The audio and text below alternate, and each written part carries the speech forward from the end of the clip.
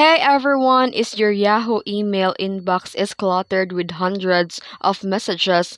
Deleting them one by one can be a nightmare. Today, I'm going to show you how to bulk delete emails in Yahoo Mail quickly and easily. Let's get started. First, go to your yahoo.com, then log into your account.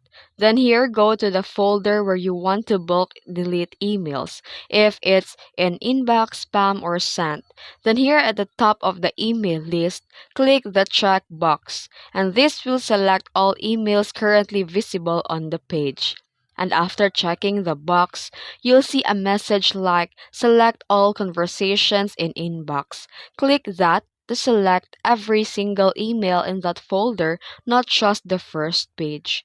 And click the trash bin icon to select all selected emails at once, and it will move to your trash folder. And to permanently remove them, go to trash folder and click empty trash. And that's it. You know how to bulk delete emails in Yahoo Mail. If you found this video helpful, don't forget to like and subscribe for more tutorials. Thanks for watching.